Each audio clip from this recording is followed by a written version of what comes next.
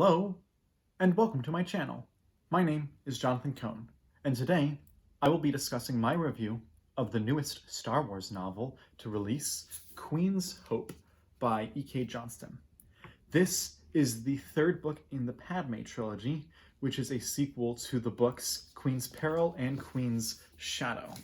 This trilogy wasn't really released in a traditional trilogy in that Queen's Shadow came out first, and then Queen's Peril, which takes place earlier in the timeline, came out, and then the sequel, Queen's Hope, came out. So it's kind of weird, but it's a trilogy, or as my friend Becca Benjamin would say, it's the Star Wars hat trick. I will provide my thoughts on this video, but I should begin my review of Queen's Hope by saying I don't like to be negative. I really don't want my channel to be a angry, rant-based channel where I am doing things for clicks, or where I am just criticizing everyone for everything. I don't want my channel to turn into that. And so you watch my videos, I'm overwhelmingly positive. I try to focus on the positive, and I try to avoid talking about books that I dislike if I can. However, I can in good conscience talk about praise a book if I know that I really don't like the book and disagree with the decisions made in the book. And so that is why I have to be negative in this video. And I should preface this by saying you might enjoy this book. And if you do, I'm happy that you do. But I did not, and I have many problems with it, and I'm going to get into them, and I'm going to try to do this in the most respectful way, because I know that there are ways that this type of thing can be construed as hateful, as mean, as disrespectful to the author, and I do not want in any way to come across as any of that. So, to begin with, I have several major issues with the way this book is handled.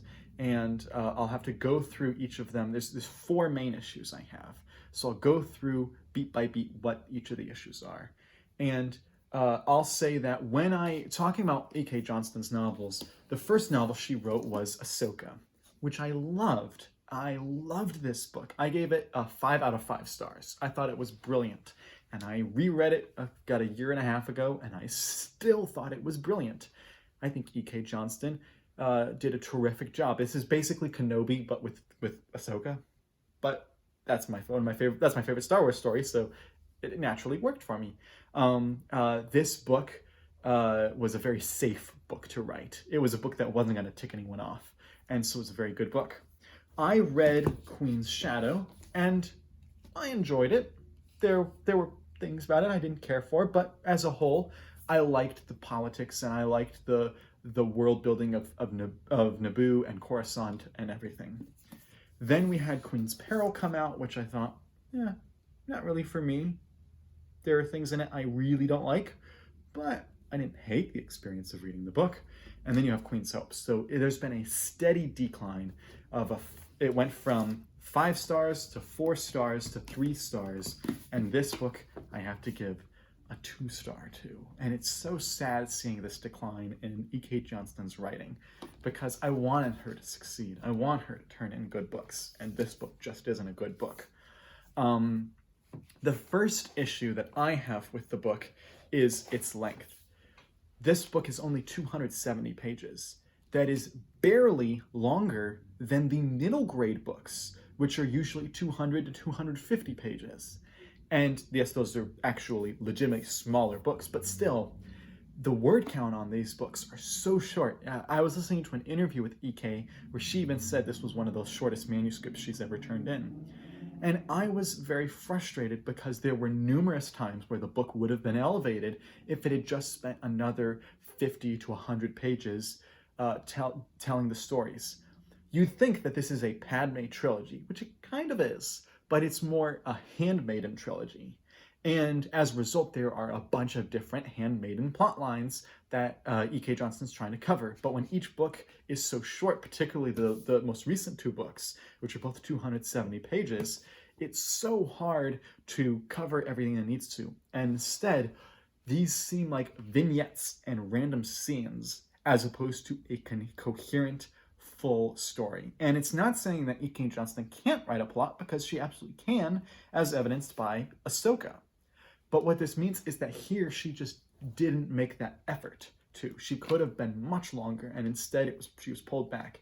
And I know that it's not that she's not allowed to write longer books, because as you see over, actually you might be able to see these, but some of the Star Wars novels recently are 400, 450 pages even in YA. And then you have Lost Stars, which is widely regarded as the best Star Wars YA, and that was 500 pages long.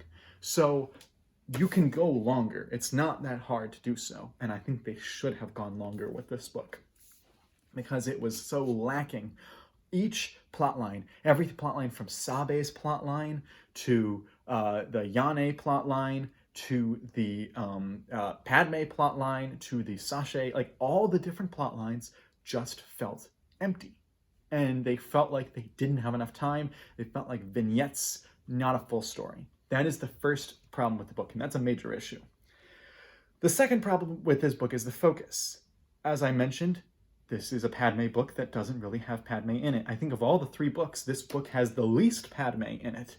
And this book has an interesting premise. Padme and Anakin are ready to get married, and stuff happens, and she has to go on an adventure in the meantime. And so you'd think, oh, well, there's a lot of Padme in this book. I didn't do an actual mathematical count, but I think it's less than a third of the book that she's in, if that. I think that Sabe gets as much, if not more, page time than Padme in this book. And so it doesn't have a good focus. I think that there are elements of this story that, if focused, could have been good. For instance, and this goes into my third point, is that there's enormous potential with the plot lines.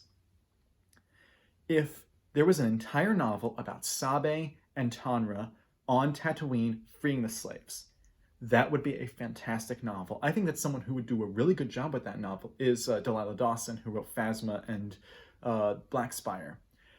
I think that storyline of two characters who are working very slowly, building wealth, building work, and working towards freeing the slaves is an excellent Star Wars idea. I've had an idea for a book like that for a while, and that's hinted at here, but it's literally used in like 2 chapters.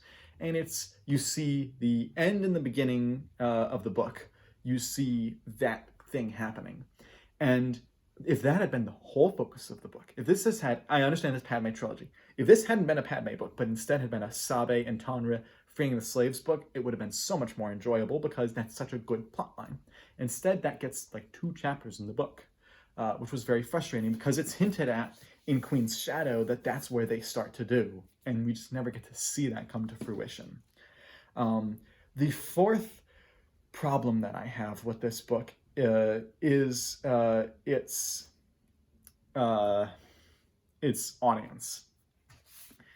And it's very sad to have to say this, because you'd think this would be a very obvious thing for Lucasfilm and for the Disney Lucasfilm Press. But each of these books has narrowed their audience dramatically. You read Ahsoka, even though it's about Ahsoka and most of the characters in the novel are female, just about anyone, prequel fan or not, will enjoy Ahsoka, because it's very much a traditional Star Wars type of story. Jedi out on their own, has to deal without the Order, deal with life without the Order, and has to fight Inquisitors. Great pitch for a book. Anyone can read it. That's why it's so good. Then you have Queen's Shadow, which really reduced 2 fandoms. You had the prequel fandom, and you also had the specifically Star Wars female young girl fandom. And this book still worked for me, because the prequel fandom elements of the book carried it enough for me to enjoy it. But it was narrowed. A lot of audiences started getting turned off with Queen's Shadow. And then when you have Queen's Peril, it narrowed even further. And you had it really, even people who were prequel fans like myself just couldn't appreciate the prequel references enough for it to be a good enough book. and instead it felt like it was just that young girl fan. And not saying that Star Wars books can't be written for girls, they absolutely should be written for girls. They should be written for all fans. But the problem is that you narrow the audience, and so you narrow the potential buyers. You want everyone to buy your book, boys, girls, whatever. You want everyone to buy your book. And instead this narrows that, and this book narrows it further. And it's not just girls that will read this book, it's specifically those who have similar ideologies to E.K. Johnston. And so you see this dramatic narrowing of audiences in her works, and it's most blatantly obvious here and in Queen's Peril, which is the two weaker ones. And it's really sad to see this decline. And it's that I know E.K. Johnston can write a good book, because two of her books I would say are good. It's just that you see this narrowing of audiences that is very frustrating and is not what Star Wars needs. Star Wars needs more than ever to expand to everyone. You want everyone. You want people who are in their 50s who saw Star Wars A New Hope in the theaters to read your books. You also want little kids who are 15 and who have never read a Star Wars book to be able to pick up your books. You want everyone in between that. But and I get that certain books are more geared towards audiences, but if you simply make it so that it's almost impossible for the other audiences to appreciate it, it's very hard to get into. I would say some of the EU books fit into this category where they were more male-centric in the way they were designed, and they didn't appeal to all fans in the same way. And that is an issue with this one, that it just does not appeal to, and it's not just women, it's a certain subset of women that it's starting to, it's getting narrower, and eventually it's going to be a very small amount of people who will enjoy E.K. Johnston's books.